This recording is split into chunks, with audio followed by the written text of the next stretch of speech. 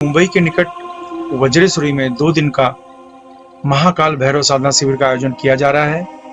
यह साधना शिविर उन लोगों के लिए बहुत जरूरी है जो देवी के उपासक हैं, क्योंकि बिना भैरव के आशीर्वाद के किसी भी देवी को प्रसन्न नहीं किया जा सकता। इसलिए महाकाल भैरव की उपासना करने से आपको प्रत्यक्ष अलौकिक आनंद का अनुभव मिलता है। अगर आप कुछ प्रत्यक्ष अनुभव करना चाहते हैं तो नीचे डिस्क्रिप्शन में लिंक दिया है, जहां पर भाग लेने के लिए आप फॉर्म भर सकते हैं। नमस्कार, दिव्य योगासन की तरफ से आपका हार्दिक स्वागत है। आज हम शिव शावर साधना की चर्चा करेंगे और जानने की कोशिश करेंगे शिव शावर साधना के द्वारा हम अपने परिवार को कैसे सुखमय जीवन प्रदान कर सकते हैं। शिव शावर मंत्र की चर्चा करें तो शावर मंत्र बहुत ही सरल माना जाता है। इस मंत्र को करने के लिए किसी भी उम्र का व्यक्ति से कर सकता है, यानी वो 15 साल का बच्चा हो, 16 साल का बच्चा हो, 14 साल का हो, किसी भी उम्र में इस मंत्र का जाप किया जा सकता है। यह मंत्र बहुत ही आसान होते हैं, बहुत ही सरल होते हैं, बहुत ही अचूक होते हैं और बहुत ही जल्दी सफलता प्रदान करते हैं। शावर मंत्र की यही खासियत है। यह मंत्र जो शिव शावर मंत्र है, भगवान शिव के सभी रूपों की पूजा इसके अंदर हो जाती है, सभी रूपों की साधना इसके अंदर हो जाती है। और अगर श्रावण महीने में इस मंत्र का जाप करें तो 10 गुना ज्यादा लाभ मिलता है। भगवान शिव परिवार के देवता माने जाते हैं कि परिवार की जितनी भी प्रकार की जरूरतें हैं, भगवान शिव की साधना से इनकी जो अपनी हर प्रकार की जरूरतों को पूरा किया जा सकता है। मनपसंद साथी की तलाश में अगर आप हैं तो भगवान शिव की ही शरण में आपको जाना चाहिए। शत्रुओं से आप परेशान हैं, भगवान शिव की ही शरण में जाना चाहिए।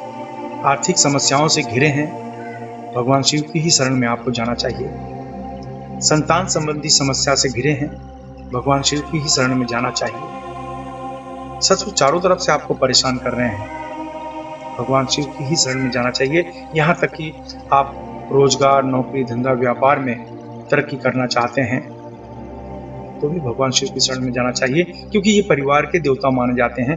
परिवार की जितनी भी प्रकार की जरूरतें होती हैं, भगवान शिव शावर मंत्र की साधना से उन जरूरतों को, यानी आपकी हर प्रकार की मनोकामनाओं को पूर्ण किया जा सकता है इन मंत्र के द्वारा। सवाल ये होता है, इन मंत्र की खास बात क्या होती है? जब मंत्र को आप बार बार जपते हैं, उससे आपके शरीर में एक कंपन पैदा होता है।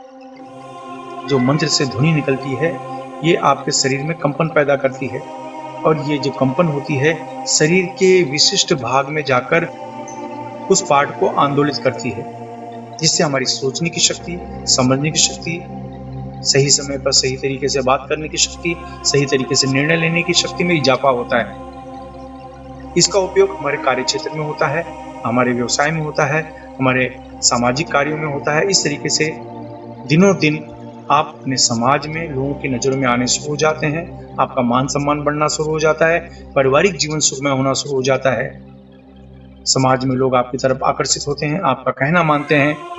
तो बहुत सा लाभ इन मंत्र के द्वारा किया जा सकता है, लिया जा सकता है।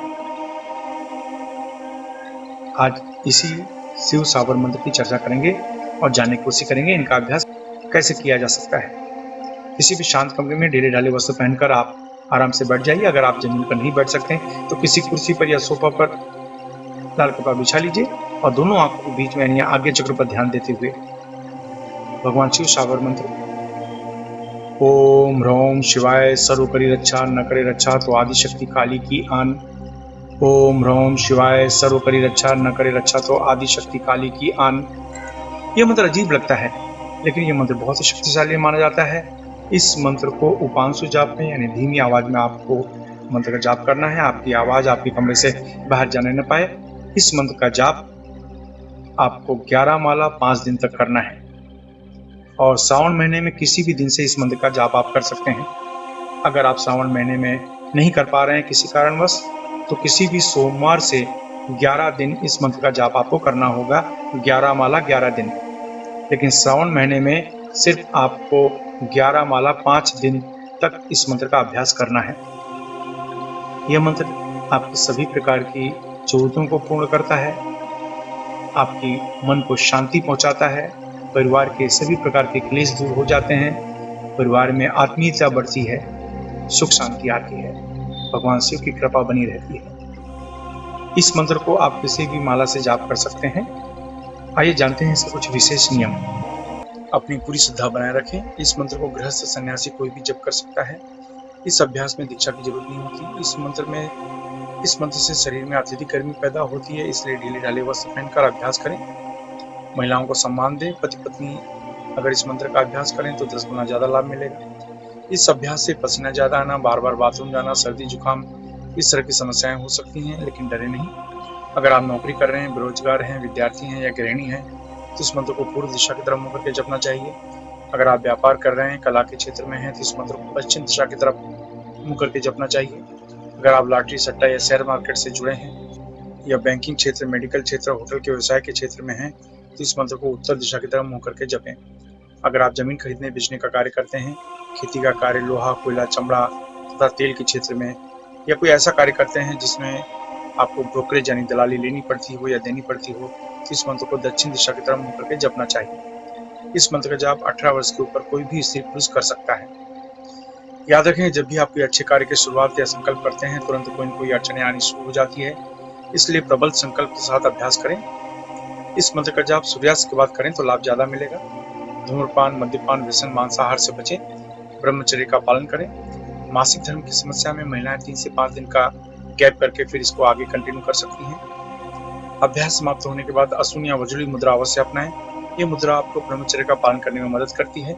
असून या वज्रली मुद्रा क्या है, इसका अभ्यास जानने के लिए नीचे डिस्क्रिप्शन में लिंक दिया है, वहां से आप जानकारी प्राप्त कर सकते हैं। आशा है आप अपने जीवन में हमेशा सुखी रहेंगे। धन्यवाद।